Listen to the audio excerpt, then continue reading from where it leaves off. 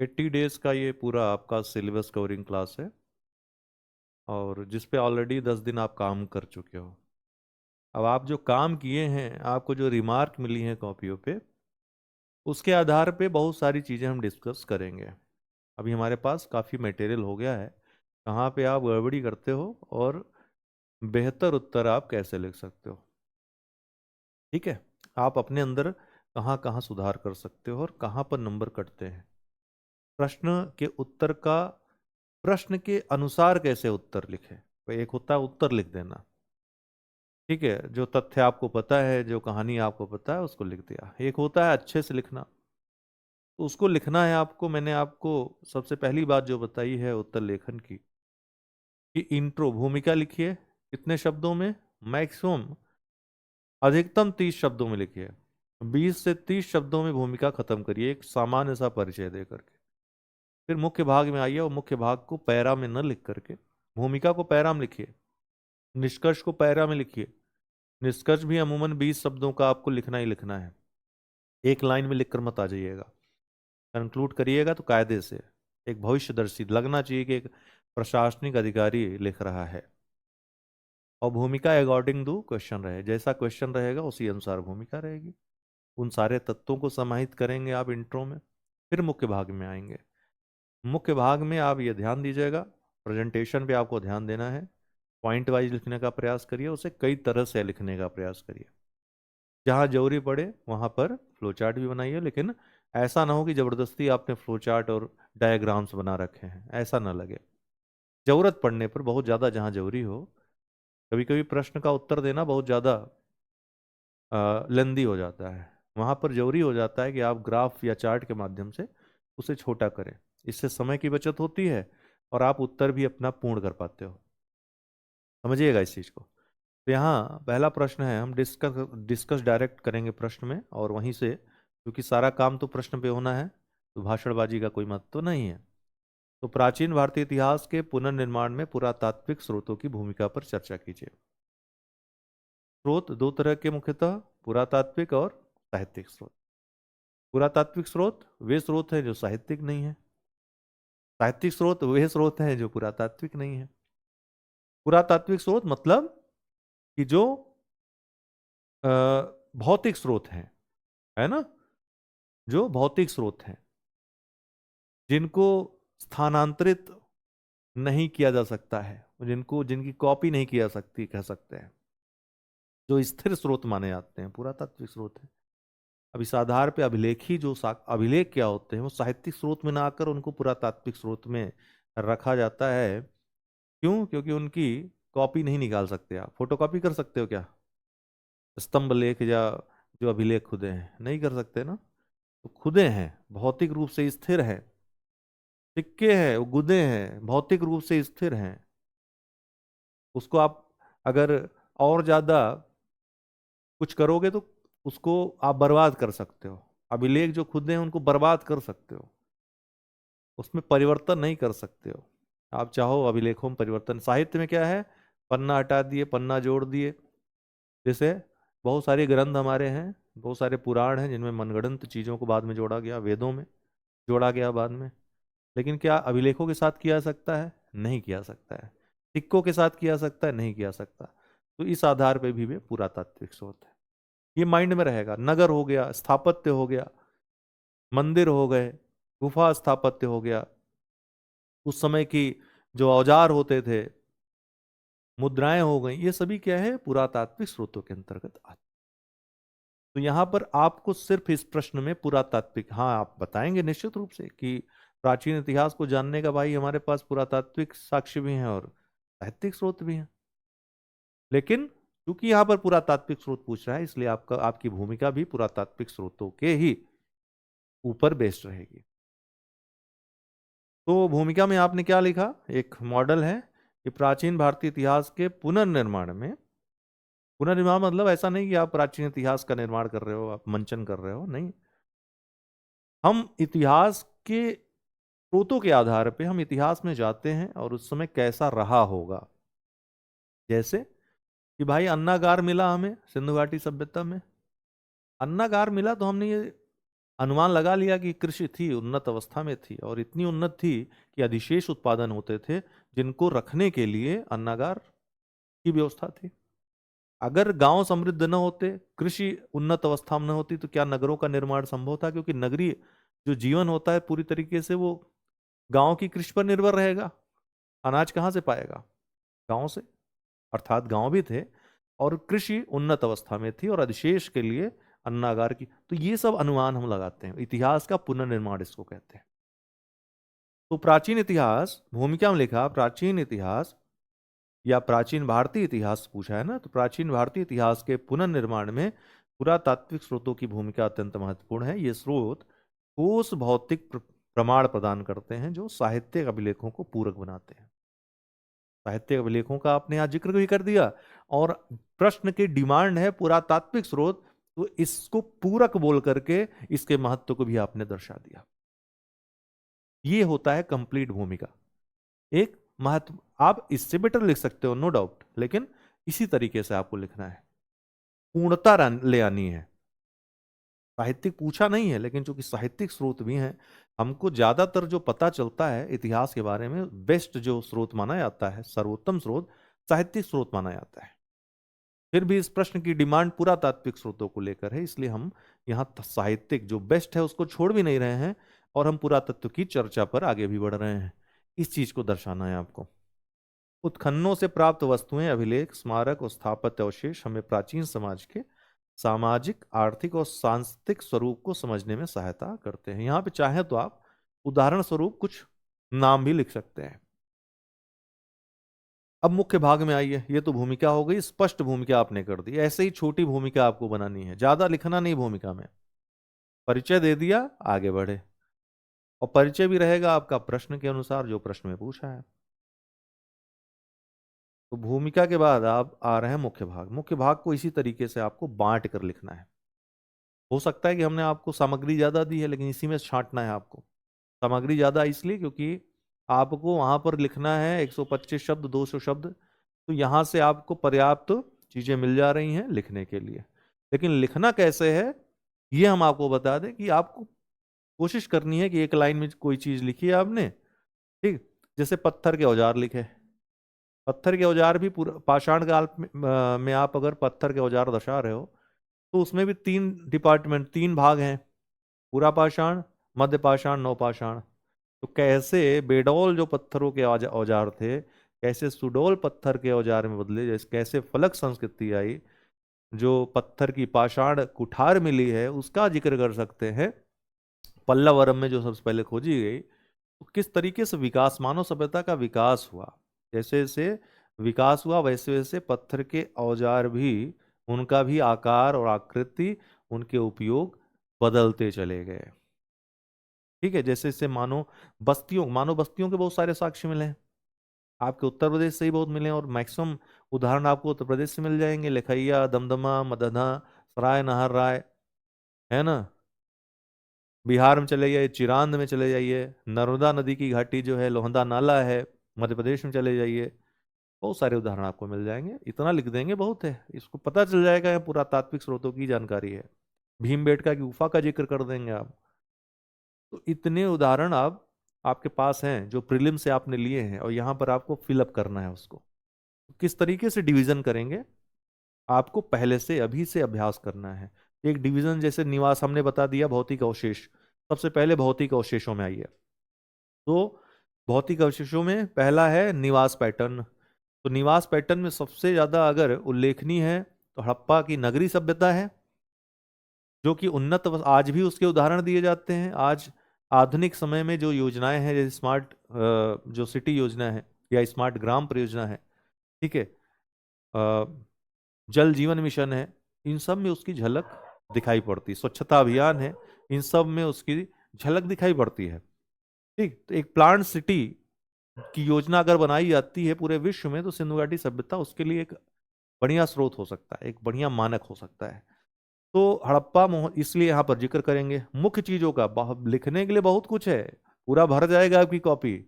आप सारे स्रोतों का जिक्र नहीं कर सकते हो, मुख्य स्रोत। तो अगर हम निवास पैटर्न की बात करेंगे, तो हमारे हमारे पास प्राचीन इतिहास में सबसे महत्वपूर्ण अगर कोई पुरातात्विक स्रोतों के माध्यम से जानकारी अगर किसी इतिहास सभ्यता की मिलती है तो है हड़प्पा सभ्यता। उसका जिक्र करेंगे। हड़प्पा, मोहनजोदड़ो, धोलावीरा जैसे स्थलों की खुदाइयों से नगरीय नियोजन, आवासीय ढांचा और शहरों की समग्र रूपरेखा का ज्ञान होता है। इससे सिंधु घाटी सभ्यता की नगरीय विशेषताएं उजागर होती हैं। ठीक है। या इससे यह पता चलता है कि उस समय नगरीय सभ्यता उन्नत अवस्था में थी। और यहां पर एक चीज जोड़ सकते हैं जिसका आधुनिक समय में भी अनुसरण किया जाता है, जो आधुनिक समय में प्रासंगिक है, अध्ययन का विषय है। ठीक है। तो यहां पर आपका ये दिख जाएगा कि पुरातात्विक स्रोतों से इतिहास का पता चला और उसका उपयोग भी हो रहा है, वो हमारे लिए उपयोगी भी है। 4 लाइन लिखी, 3 लाइन लिखी, या 2 लाइन भी आप चाहो तो इसको शॉर्ट कर सकते हो, उदाहरण दे सकते हो ब्रैकेट में। कलात्मक वस्तुएं, मिट्टी के बर्तन, भौतिक अवशेषों के अंतर्गत जो कलात्मक, विभिन्न कलात्मक वस्तुएं मिली हैं विभिन्न सभ्यताओं में, जैसे मिट्टी के बर्तन, औजार, मृदभांड, आभूषण आदि। दैनिक जीवन कैसा रहा होगा, आर्थिक गतिविधियां कैसी, अब कैसी हैं इसको डिस्कस नहीं कर सकते आप इतने छोटे से प्रश्न के, मतलब इतने कम समय में, इसलिए आपको मुख्य मुख्य बातें यहाँ पे लिखनी है। तो आर्थिक गतिविधियां तकनीक प्रगति की झलक देते हैं। उदाहरण स्वरूप यहाँ पे एक उदाहरण दे दीजिए, पर्याप्त है। कि कृषि उपकरणों, सिंचाई प्रणालियों की खोज वैदिक समाज में कृषि के महत्व को दर्शाती है। अभिलेख, उसका नाम भी लिख सकते हैं, यहाँ पर नाम लिख दीजिए, कुछ औजारों का अगर पता हो तो और बेस्ट हो जाएगा। लेकिन जो भी उदाहरण देंगे आप बेस्ट उदाहरण दीजिएगा। जैसे हड़प्पा सभ्यता का उदाहरण आपने दिया, नगरी, अगर आपने आवासीय दृष्टि से अगर उदाहरण कोई दे रहे हैं तो हड़प्पा सभ्यता बेस्ट थी, दीजिए उदाहरण। अगर मौर्य काल के किसी ऐसे किले के बारे में जानते हैं तो उसका भी उदाहरण दे सकते हैं, ऐसी बात नहीं है, आपके पास ऑप्शंस खुले हैं।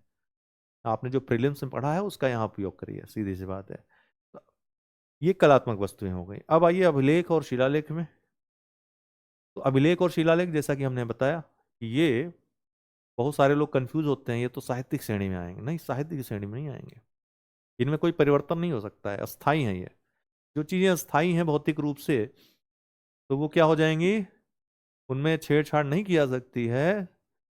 अगर छेड़छाड़ की जाएगी तो उनका स्वरूप परिवर्तित हो जाएगा। तो वो चीजें क्या हैं, उसमें कुछ जोड़ा घटाया नहीं जा सकता है, वो सभी पुरातात्विक साक्ष्य की दृष्टि में आएंगी, उसकी श्रेणी में आएंगी। हालांकि इसकी प्रकृति साहित्यिक है, क्योंकि इसको लिखा गया है तो, और पढ़ भी लिया गया है, फिर भी पुरातात्विक स्रोत की ही श्रेणी में आएंगी। इस चीज को, इस सूक्ष्म अंतर को आपको पता होना चाहिए। प्रीलिम्स के एग्जाम में भी जब ऑप्शंस आएंगे तो भी आपके काम आएगा ये बात। ठीक है। अ, अशोक के शिलालेख, राजनीतिक इतिहास। अभिलेख और शिलालेख में हमको क्या पता चलता है, पहली बात राजनीतिक इतिहास, कैसी राजनीति, राज व्यवस्था कैसी रही होगी उस समय की। अशोक के शिलालेख सबसे बेस्ट उदाहरण है। शासन व्यवस्था कैसी रही होगी, प्रशासनिक नीति, नैतिक विचार, जो धम्म की नीति, और तमाम जो 14 शिलालेखों में जितना वर्णन है, 2-3 शिलालेखों का आप वर्णन भी कर सकते हो उदाहरण स्वरूप। ये अभिलेख विभिन्न राजवंशों के क्षेत्रीय विस्तार और प्रभाव को भी दर्शाते हैं। उसमें कुछ अभिलेखों का, उससे संबंधित राजाओं का जिक्र भी कर सकते हैं आप। प्रश्न को लिखने का ढंग, ये क्रमबद्ध तरीका है, इसको आप समझिएगा। एक कॉपी चेक करने के माध्यम से हम आपको बता भी देंगे, कमियों को भी उजागर कर देंगे। स्थापत्य संरचनाएं, धार, अब ये डेली आपका, ये प्रतिदिन चलेगा। ठीक है। जो नए लोग हैं वो जुड़ने के लिए ऊपर दिया गया नंबर है 7905901018 पे संपर्क कर लीजिएगा। बाकी 2026 के लिए चल रहा है, जो चीजें चल रही हैं प्रीलिम्स मुख्य परीक्षा के दृष्टि से, उसको बस आप देखते जाइए, वीडियोस देखते जाइए, और क्लासेस जो भी हम पीडीएफ दे रहे हैं आपको पढ़ने के लिए, उसको फॉलो करते जाइएगा। 2025 वालों के लिए जिनके पास समय कम है, मैं आपको बता दे रहा हूँ, इससे बेस्ट चीज कुछ है नहीं।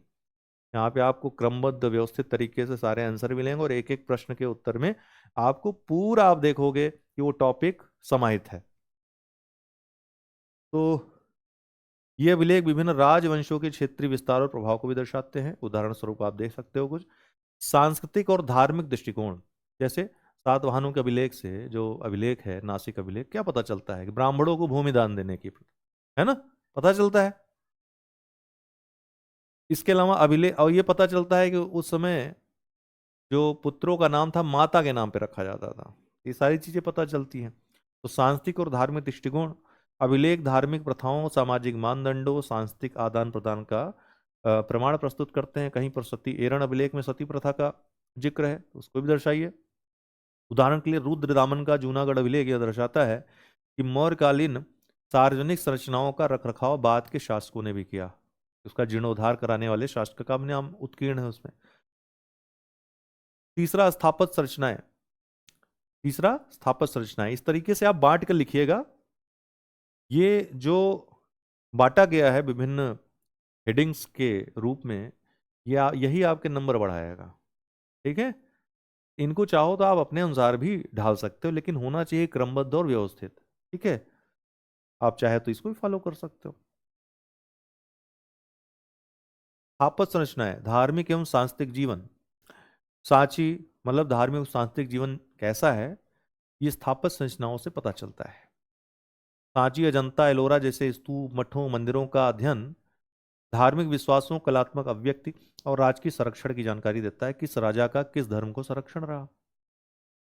तकनीकी और कलात्मक कौशल, इन स्मारकों की सूक्ष्म नक्काशी, संतुलित संरचना, स्थापत्य जिसमें चित्रकला, मूर्तिकला, संगीत, इन सब की झलक मिलती है। चोलकालीन मंदिरों को देख लीजिए, सब चीजें मिलती हैं। वो जितनी कलाएं थी उनका वर्णन, ठीक है, वहां पर मिलता है हमें। उस समय कौन सी कला किस अवस्था में थी, किस राजा ने संरक्षण दिया था, किसने उसका उत्कीर्ण कराया था, और भी बहुत कुछ।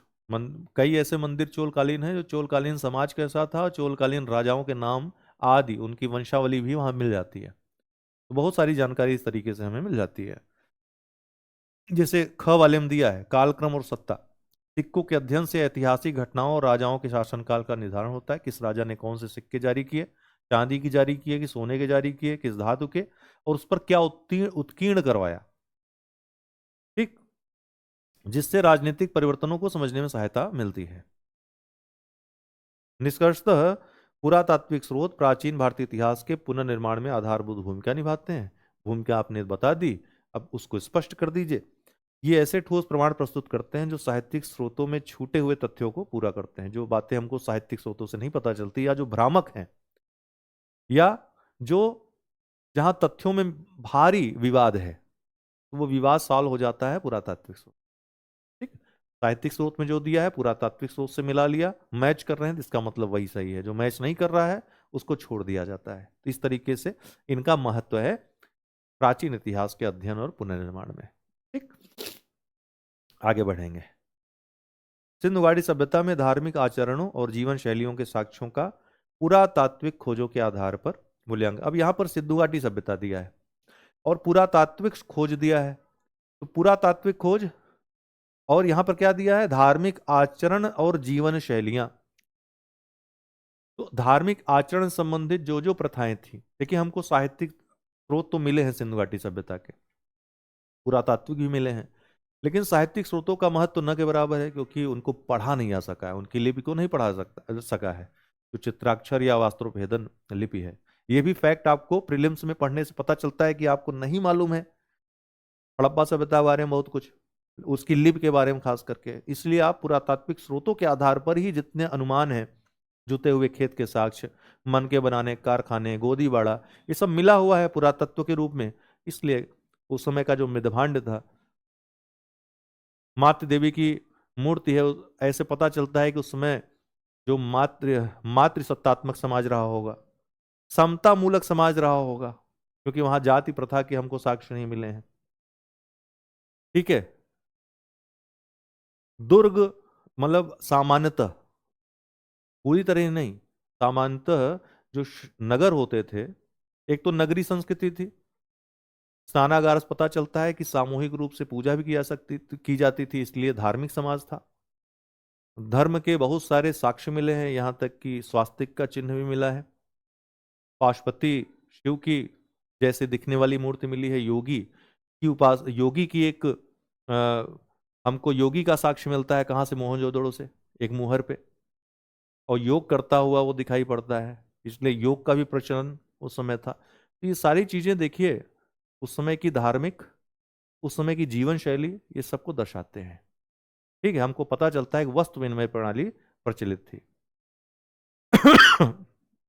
तो मुद्रा का प्रचलन था कि नहीं था, ये सारी चीजें, खेत जुते हुए खेत के साक्ष्य मिले हैं, पक्की ईंटों के साक्ष्य मिले हैं, पक्की नालियां मिली हैं, जो नगर मिले हैं वो ग्रिड प्रणाली में मिले हैं, जो सड़कें थी वो जाल प्रणाली में, जाल नुमा प्रणाली में थी, एक दूसरे को समकोण पर काटती थी, ये सारी जानकारी, जल निकासी, उन्नत जल निकासी प्रणाली थी, ये सारी चीजें हमको पता चलती हैं। तो जीवन शैली और धार्मिक व्यवस्था, जीवन शैली में सारी चीजें आ जाएंगी, लेकिन यहाँ पे धर्म और जीवन शैली को अलग अलग करके आपको बताना है, धार्मिक आचरण और जो जीवन शैली थी।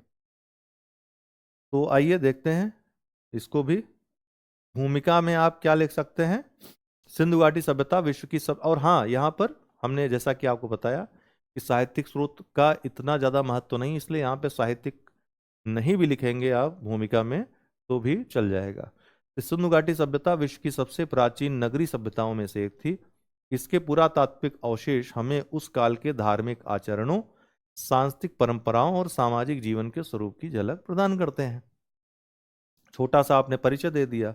अब आइए मुख्य भाग में। तो प्रतीकात्मकता और मूर्तिकला, आइकोनोग्राफी एंड सिंबोलिज्म, क है मुद्राएं और मूर्तिकाएं, इस तरीके से आप हेडिंग में, सब हेडिंग में इसको लिख सकते हैं।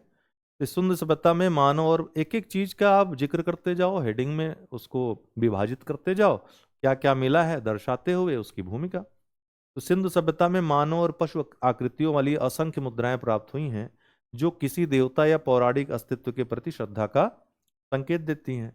प्रसिद्ध पशुपति मुद्रा को अनेक विद्वान आद्य शिव का रूप मानते हैं, जो प्रारंभिक धार्मिक प्रतीकों की उपस्थिति को दर्शाता है। इसके अलावा वृक्ष पूजा, यौनि पूजन, अग्नि पूजा, ठीक है, जितनी तरह की पूजाएं प्रचलित थी सबका आप जिक्र कर सकते हो यहाँ पे उदाहरण स्वरूप, लेकिन समय कम है इसलिए इतना भी कर दिया। उदाहरण स्वरूप एक का वर्णन बहुत है। पशु आकृतियां, मुद्राओं और मिट्टी के बर्तनों पर सांड, एक सींग वाले जीव, यूनिकॉर्न आदि की बार बार उपस्थिति से संकेत मिलता है कि ये पशु धार्मिक प्रतीकवाद का हिस्सा थे, या संभवतः किसी गोत्र या सामाजिक समूह के टोटम रहे होंगे। टोटम क्या होता है, प्राचीन भारतीय संस्कृति में या विश्व की संस्कृतियों में जो धर्म की उत्पत्ति हुई, ऐसा कहा जाता है टोटम से हुई, क्योंकि कोई भी प्राकृतिक घटना घटित होती थी तो मनुष्य उसका संबंध प्रकृति से लगा लेता था, उसको लगता था प्रकृति ही सर्वोपरि है, प्रकृति ही ईश्वर है, और वो जिस वृक्ष को प्रतीक के रूप में पूजता था कि यही वृक्ष ही ईश्वर है, इसी के कारण वर्षा हो रही, इसी के कारण बाढ़ आ रही है, इसी के कारण आग लग रही है, और यही हमको बचा रहा है इन सब विपत्तियों से, वो टोटम हो जाता था। उस टोटम को लोग पूजने लगते थे, इसलिए वो टोटम धर्म के रूप में परिवर्तित हो जाता था। ठीक, तो इसी तरह से पशु आकृतियां जो मिली हैं वो टोटम हो सकती हैं, प्रतीक हो सकती है, धार्मिक प्रतीक हो सकती हैं। स्थापत्य विशेषताएं, क है दुर्ग और निचला नगर। स्थापत्य विशेषताओं की चर्चा कर लीजिए। जैसा कि हमने बताया सिंधु नगरों का विभाजन सामान्यतः आपवादिक स्वरूप में धौलावीरा में 3 विभाजन मिले हैं, ठीक है, इसके अलावा कालीबंगा में 2 विभाजन मिले हैं, और दोनों दोनों जो विभाजित 2 विभाजन तो हर जगह है, लेकिन कालीबंगा में दोनों तरफ दुर्गीकरण है, दोनों तरफ दुर्ग पाए गए हैं, ठीक है।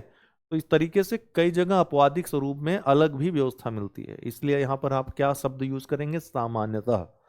तो सामान्यतः जो नगरों का विभाजन था 2 भागों में था, दुर्ग और निचले नगर।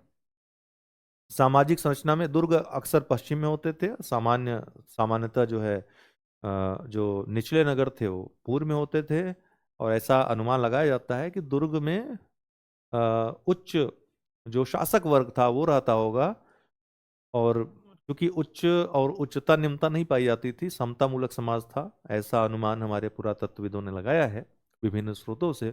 इसलिए आप ये नहीं लिखोगे कि उच्च कुलीन वर्ग रहता था, ये माइंड में रहे, वहां पे शासक वर्ग रहा करते थे, और जो निचले नगर थे उसमें सामान्य जनता निवास करती थी। ठीक, तो दुर्ग और निचले नगर सामाजिक संरचना में किसी प्रकार की धार्मिक या प्रशासनिक व्यवस्था का संकेत देता है। यहाँ प्राप्त अन्नागार और स्नानागार सामूहिक धार्मिक या सामाजिक गतिविधियों के स्थल रहे होंगे। अन्नागार हमने आपको बता दिया, ठीक है, वहाँ जीवन शैली नगरी थी, और नगर तभी होंगे जब आपके पास अधिशेष होगा, अर्थात कृषि अवस्था भी रहेगी, गांव भी रहेगा, तो जीवन शैली का ही पता चलता है। लोग कृषि व्यवसायों में थे, लेकिन मुख्यतः एक नगरी सभ्यता थी वो। जो क्योंकि जुते हुए खेत के भी साक्ष्य मिले हैं, तो उसको आप लिख सकते हो। ख है मोहनजोदड़ो का महान स्नानागार। इसका जिक्र तो करना महत्वपूर्ण है ही। तो मोहनजोदड़ो का विशाल स्नानागार जल से जुड़े धार्मिक या सांस्कृतिक अनुष्ठानों का प्रमाण है। जल पूजा भी प्रचलित थी। इसका उन्नत जल निकासी तंत्र यह दर्शाता है कि जल शुद्धि या सामूहिक स्नान धार्मिक रीति रिवाजों का हिस्सा रहा होगा। जीवन शैली में आप घरों में जो कुएं पाए गए हैं हर घर में, उसको भी दर्शा सकते हो। अनुष्ठानिक वस्तुएं एवं धार्मिक क्रियाएं, इसमें जितने प्रतीक मिले हैं कुछ प्रतीकों का आप जिक्र कर सकते हो, जैसे तांबे और कांसे की वस्तुएं। तांबे और कांसे से बनी मूर्तियां, पात्र और उपकरण उत्खनन में मिले हैं जो धार्मिक अनुष्ठानों, पूजा या अर्पण संबंधित हैं। ख अग्निकुंड और वेदिकाएं। कुछ स्थलों पर उठे हुए मंच और अग्निकुंड प्राप्त हुए हैं जो यज्ञ अथवा अग्नि आधारित धार्मिक कर्मकांडों की ओर संकेत करते हैं। इससे स्पष्ट होता है कि सिंधु समाज में अग्नि की उपासना या बलिदान जैसी परंपराएं मौजूद रही होंगी। चौथा, अंतिम संस्कार और दफनाने की परंपराएं, ब्यूरियल प्रैक्टिसेस। कब्रिस्तान स्थल भी देखिए, जलाने के साक्ष्य मिले हैं और कब्रिस्तान स्थल भी मिले हैं। तो कब्रिस्तानों खुदाइयों से विभिन्न प्रकार के दफनाने के तरीके ज्ञात हुए हैं। कहीं उत्तर से दक्षिण तो कहीं पूर्व से पश्चिम में शव रखे गए हैं। अनेक कब्रों में मिट्टी के बर्तन, आभूषण और व्यक्तिगत वस्तुएं भी मिली हैं जो परलोक में विश्वास या पूर्वज पूजा की परंपरा को इंगित करती हैं कि भाई कब्र में उससे संबंधित बर्तन रख दो, हो सकता है ऊपर जाए तो इसके उपयोग में आए, या रास्ते में भगवान तक की जो यात्रा है वो तय करे तो रास्ते में उसको खाने पीने, जिस आज भी वो कायम है। ऐसा नहीं कि वो नष्ट हो गई है, दूसरे रूप में है, उससे परिवर्तित रूप में होगी, लेकिन उसी के तत्व आज भी देखने को मिलते हैं। इसलिए संस्कृतियों का जो कहते हैं ना अस्थायित्व जो है वो पता चलता है कि हाँ कितनी प्राचीन हमारी संस्कृति है, आज तक उसके तत्व विद्यमान है। ठीक, प्रकृति के रूप में नारी की पूजा होती थी, उसके साक्ष्य मिलते हैं। इस तरीके से इसको निष्कर्ष में समाप्त कर सकते हैं कि सिंधु घाटी सभ्यता से प्राप्त पुरातात्विक साक्ष्य उसके धार्मिक आचरणों और सामाजिक जीवन की गहराई से जानकारी प्रदान करते हैं। मुद्राएं, स्थापत्य संरचनाएं, अनुष्ठानिक वस्तुएं तथा दफनाने की परंपराएं सभी मिलकर एक जटिल और संगठित समाज की धार्मिक आस्थाओं तथा जीवन शैली को प्रतिबिंबित करती हैं। हालांकि इन साक्ष्यों की व्याख्या में सावधानी आवश्यक है, क्योंकि लिपि अब तक अपठनीय है, लिपि को पढ़ा नहीं जा सका है, और अनेक प्रतीकों का अर्थ अनिश्चित है। अतः इनकी पूर्ण समझ के लिए निरंतर शोध और बहुविषयी अध्ययन आवश्यक है, जिससे सिंधु सभ्यता के धार्मिक और सामाजिक ताने बाने को और अधिक गहराई से समझा जा सके और किसी निष्कर्ष तक पहुंचा जा सके। तो जो कमी है, क्योंकि साहित्य स्रोत हमारे पास नहीं है, इसलिए पुरातात्विक सोचों को देखिए हमेशा साहित्यिक स्रोतों को बेस्ट माना गया है, क्योंकि उनको पढ़ लिया जाए तो सारी चीजें, सारी स्थितियां स्पष्ट हो। केवल वस्तु पा करके आप केवल अनुमान लगा सकते हो उसके बारे में, ऐसा रहा होगा, हो सकता है वैसा न भी हो, उसमें बहुत सारी चीजें अस्पष्ट भी होती हैं। अगला प्रश्न है, भारतीय दर्शन में जैन धर्म और बौद्ध धर्म के योगदान तथा उनके सामाजिक पहले इन दोनों को हम चेक कर लेते हैं, आपका एक उत्तर चेक कर लेते हैं।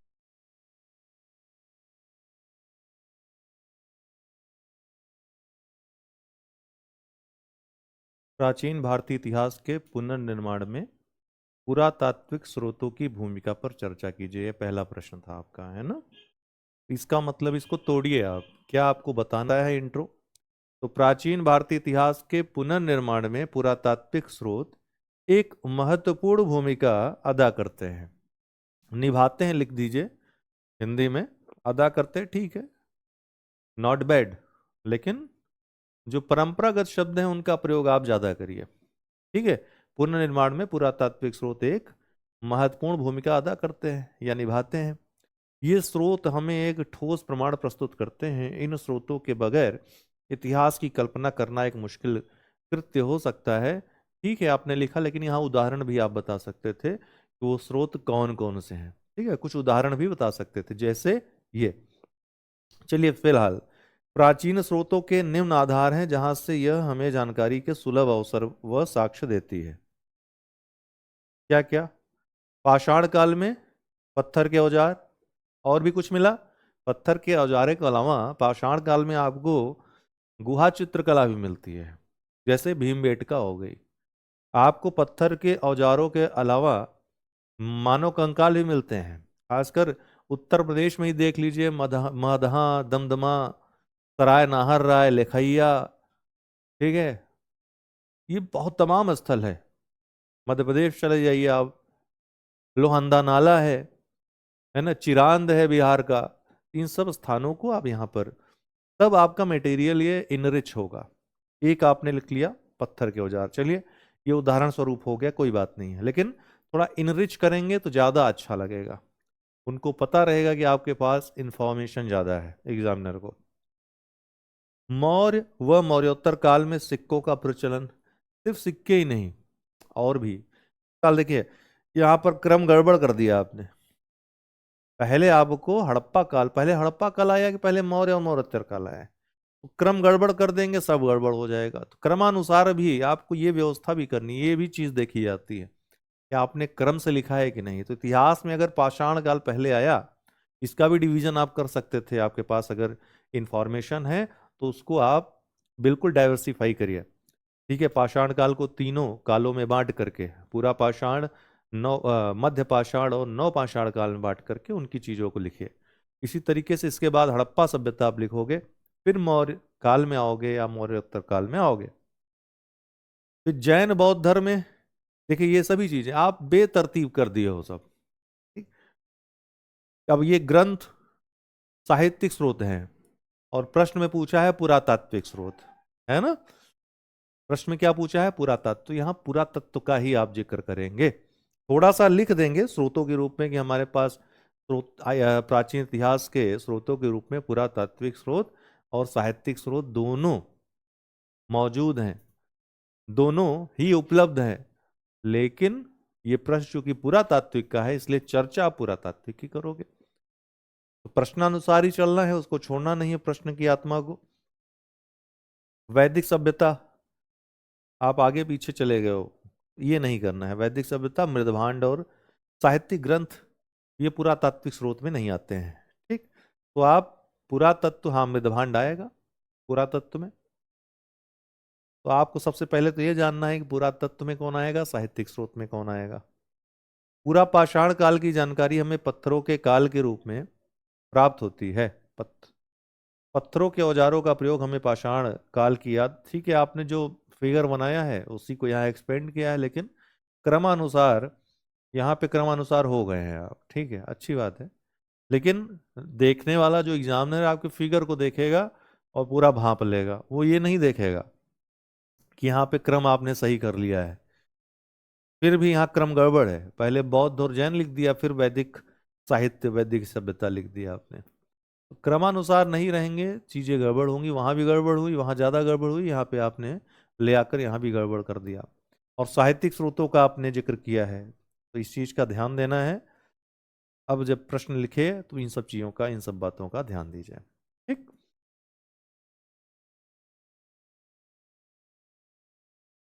और आपने सिर्फ ये लिखा है कि किसने क्या प्रचलन किया, क्या चलाया, वहां से मालूम क्या चलता है हमें, सिक्कों से क्या मालूम चलता है, या पूरा पाषाण काल में जो आपको पत्थर के औजार मिले हैं विभिन्न कालों में, ठीक है, फलक संस्कृति क्यों कही गई। पत्थर के औजार पहले बेडोल बनते थे, धीरे धीरे मानव का विकास हुआ, सुडोल बनने लगे। इस तरीके से मानव सभ्यता का विकास हुआ, क्या भूमिका रही उनकी, क्या हमको पता चलता है पत्थर के औजारों से। वो जो बेडोल बड़े बड़े पत्थर होते थे, उससे मानव सुडोल और पतले पतले फलक, कुल्हाड़ी आदि बनाने लगा। तो मानव सभ्यता की यात्रा थी ना ये, इस सभ्यता की यात्रा को नहीं समझाएंगे आप। तो वही तो पूछ रहा है, भूमिका पूछ रहा है, वो ये नहीं पूछ रहा है क्या पाया गया। प्रश्न को समझिएगा, क्या पाया गया ये नहीं पूछ रहा है, भूमिका पूछ रहा है।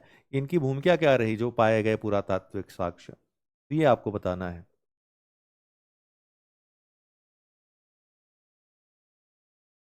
मंदिर निर्माण ने भी एक प्राचीन इतिहास का अलग छाप प्रस्तुत की।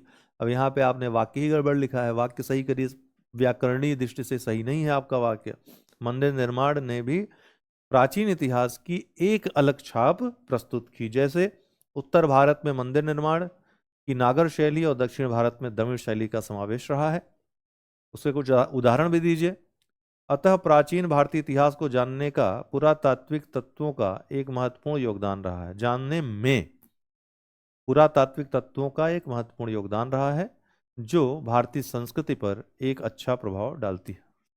भारतीय संस्कृति पर एक अच्छा प्रभाव डालती है, इसका कोई अर्थ है आप समझा सकते हो? भारतीय संस्कृति में इनका महत्व है। ठीक है, भारतीय संस्कृति को समृद्ध बनाती हैं। इस तरह के शब्दों का यूज देखिए, वाक्य आप क्या लिख रहे हो ये इससे ज्यादा महत्वपूर्ण है आप कैसे लिख रहे हो।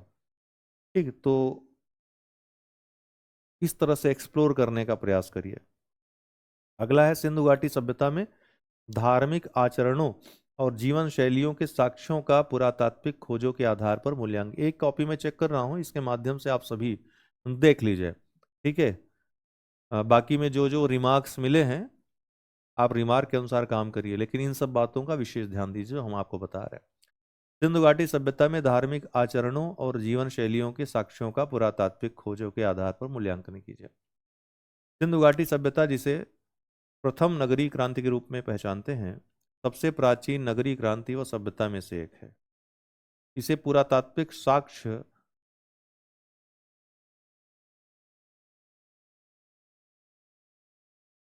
अब यहां भी पुरातात्विक खोजों के आधार पर ही पूछ रहा है, ध्यान रखिएगा। ठीक है, हालांकि सिंधु घाटी सभ्यता में जो साहित्यिक स्रोत मिले हैं उनका महत्व न के बराबर है, क्योंकि उनको पढ़ा नहीं आ सका अभी तक। ठीक है, तो कुल मिलाकर पुरातात्विक स्रोत ही हैं जिनका हमें अध्ययन करके पता चलता है कि वो सभ्यता कैसी थी, लोग कैसे रहे होंगे, अनुमान लगाते हैं। साहित्य अगर पढ़ लिया जाए, उनकी लिपि पढ़ ली जाए, चित्राक्षर लिपि जो है जिसको वास्त्रोफेदन भी कहते हैं, उस दिन हमको ये पता चल जाएगा कि हड़प्पा में किस तरह से लोग, मतलब वो स्पष्ट हो जाएगा, जो अनुमान लगाते हैं ना चीजें और स्पष्ट हो जाएंगी। ठीक है, किस किन किन बातों की जानकारी थी, किन किन धातुओं की जानकारी थी, किन किन जानवरों का प्रचलन था, कौन पालतू थे कौन नहीं थे, इन सब चीजों का। ठीक, खान पान, रहन सहन, वेशभूषा, धर्म, ठीक है, अन्य चीजों के बारे में पता। अभी तो ये हमको लगता है पुरातात्विक स्रोतों के आधार पर समता मूलक समाज था। मातृदेवी की उपासना की जाती थी, पूजा पद्धति प्रचलित थी, लोग धार्मिक प्रवृत्ति के हुआ करते थे। ठीक है, तो दाह संस्कार कैसे होते थे, दोनों तरह के मिले हैं, जलाने के भी मिले हैं, दफनाने के भी मिले हैं। ये सब चीजें आप लिखेंगे तब तो आपको पता, आप दर्शा पाओगे कि हाँ आपको पता है ये, उसके अध्ययन में ये सब महत्वपूर्ण भूमिका निभाते हैं। तो सिंधु घाटी सभ्यता, जिसे प्रथम नगरीय क्रांति के रूप में पहचानते हैं, सबसे प्राचीन नगरीय क्रांति व सभ्यता में से एक है। उसे पुरातात्विक साक्ष्य उस काल के ये पुरातात्विक साक्ष्य उस काल के धार्मिक आचरणों, सांस्कृतिक परंपराओं और सामाजिक जीवन के स्वरूप की झलक प्रदान करते हैं। अच्छा लिखा है आपने, लेकिन यहाँ पर आपने व्याकरणीय त्रुटि त्रुटि कर दी है। वाक्यों में इतनी गलतियां नहीं होनी चाहिए। ठीक है, इस बात का ध्यान रखिएगा, क्योंकि एक बार करोगे आप गलती तो उसको लगेगा कि आपने गलती से, ये जैसे होता है ना कि बोलने में टंग स्लिप हो जाता है, इसी तरीके का ये सोच लेगा, लेकिन दूसरा दोबारा देखेगा, तिबारा देखेगा, वो समझ जाएगा अरे ये तो आदती है ना, हैबिचुअल है, तो फिर उसमें आपको मार्क्स कटेंगे। ठीक है, पहली बार में क्षमा कर सकता है, दूसरी बार नहीं करेगा। सिंधु घाटी सभ्यता से असंख्य मुद्राएं, अब यहां पर आप इनको पॉइंट्स में लिखिए। हमने आपको बार बार कहा है पॉइंट्स में लिखिए, इतना समय नहीं होता कि आप पैरा में इतनी बड़ी बड़ी बातें लिखो। पॉइंट्स में सीधे लिखिए, जो भी मिल रहा है आपको उसका क्या महत्व है, एक एक दो लाइन में खत्म करिए।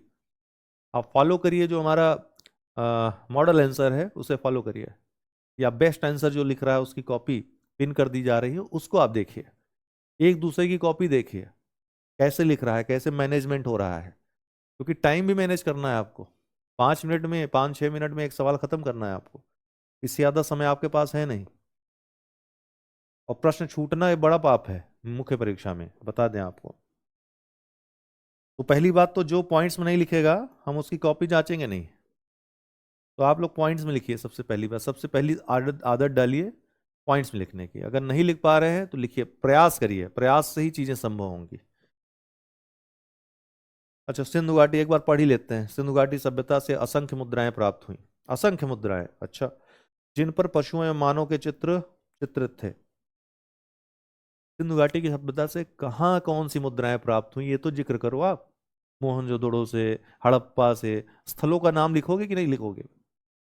प्रीलिम्स में क्या पढ़कर आए हो आप फिर? जब आप प्रीलिम्स का यही फायदा तो यहाँ पर आपको उठाना है, जो चीजें फैक्चुअल आपने पढ़ी यहाँ पर उसी तरीके से डिवीजन करना है, उसमें पता तो चलना चाहिए आपको क्या पता है। इस तरह से कहानी लिखने से नंबर आपको नहीं मिलेगा, मैं आपको बता दे रहा हूँ। ठीक, तो प्रयास मत करिए कॉपी भरने का।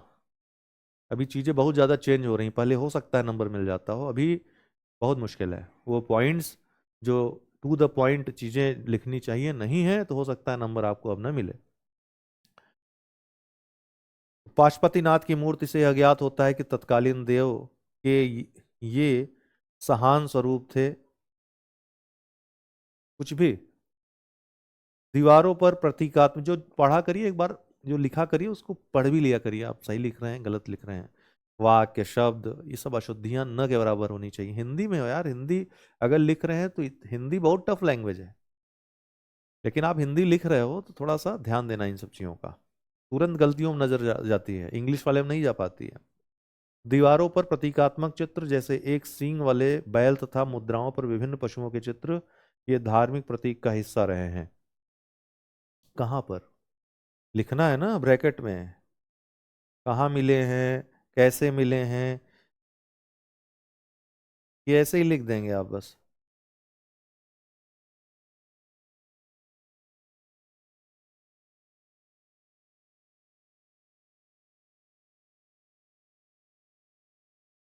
सिंधु सभ्यता का विभाजन पूर्वी टीला और पश्चिमी टीला वहां की सामाजिक परंपरा को दर्शाते हैं। क्या सामाजिक परंपरा को दर्शाते हैं बताइए? आपने यहाँ पर कुछ स्पष्ट किया है? दुर्ग वाला जो हिस्सा था, अधिकतम पहली बात तो आपको सब में नहीं लिखना था, सामान्यकृत नहीं करना था, क्योंकि कहीं कहीं अपवाद भी मिले हैं, कहीं कहीं दोनों तरफ दुर्ग मिले हैं, कहीं कहीं एक भी दुर्ग नहीं मिला है, कहीं कहीं तीन विभाजन है जैसे धौलावीरा हो गया। तो आपको उस तरीके से लिखना है सामान्यतः, ठीक, सार्वभौमिक नहीं लिखना है क्योंकि अपवाद हैं। तो सिंधु सभ्यता का विभाजन पूर्वी टीला और पश्चिमी टीला वहां की सामाजिक परंपरा को दर्शाते हैं। क्या दर्शाते हैं? नगर जो सामान्य जनता रहती थी, दुर्ग जहाँ जो शासक वर्ग थे वो रहते होंगे अनुमानतः, ये अनुमान में लिखिए कि दुर्ग जिधर था उधर जो थे शासक वर्ग रहा करते थे, और जो पूर्वी टीला था जो बिना दुर्ग के था, वो नगर था, उसमें सामान्य लोग रहते थे। जैसे अन्नागार है, उसका मिलना क्या दर्शाता है कि निश्चित रूप से कृषि में भी संपन्न था वो, और कृषि में संपन्न इतना था कि अधिशेष होता था, अधिशेष था तभी तो भंडार अन्नागार बने हुए थे। ये सब चीजें लिखिए, ये सब महत्व है। मोहनजोदड़ो से प्राप्त विशाल स्नानागार वहां के धार्मिक और सांस्कृतिक अनुष्ठानों के प्रमाण हैं। ठीक है। खनन से प्राप्त मूर्तियां इस बात का प्रतीक है कि पूजा आदि की जाती रही है। बहुत हल्के शब्द हैं, हल्के वाक्य हैं ये। कुछ स्थलों पर अग्निकुंड और स्तूप प्राप्त हुए। कुछ स्थल, स्तूप कहाँ प्राप्त हुआ है? हड़प्पा सभ्यता में, जिससे यह ज्ञात होता है कि धार्मिक यज्ञों का प्रावधान हड़प्पा सभ्यता में स्तूप प्राप्त हुए हैं। स्पष्ट है, आप क्लियर हैं? तो जो क्लियर रहा करिए, फैक्ट सही लिखिए। गलती से नजर पड़ गई, आप ये समझ में आ जाएगा उसको कि आप बेवकूफ बना रहे हैं उस एग्जामिनर को, और ये अगर उसको लग गया तो आपके नंबर काटेगा। इसलिए अभी मेहनत करिए, इन्हीं प्रश्नों में मेहनत करिए, जल्दी आपका समाप्त होगा पूरा सिलेबस। तो मेहनत करिए, इन्हीं सब में मेहनत करना है आपको, बार बार करिए। 2025 एग्जाम मार्च लास्ट में आपका हो जाएगा संभवतः। मोहनजोदड़ो हड़प्पा से प्राप्त शवों जो कि कभी कुत्तों के साथ दफनाने तथा कहीं उत्तर और दक्षिण में तो कहीं पश्चिम से पूर्व में से, ये सब चीजें लिखने की जरूरत नहीं है, पॉइंट वाइज लिखिए कहाँ क्या मिला, इससे क्या, इसका क्या महत्व है, इससे क्या पता चलता है। मातृ देवी की मूर्ति जो मिली है उससे पता चलता है कि मातृ देवी की उपासना होती थी। एक लाइन खंबल खत्म हुआ ना, उसकी कहानी बनाइए मत, इतना समय नहीं रहता है, ना कोई पढ़ने वाला है इतना। तो इस चीज का ध्यान रखना है आपको नेक्स्ट में, ठीक है।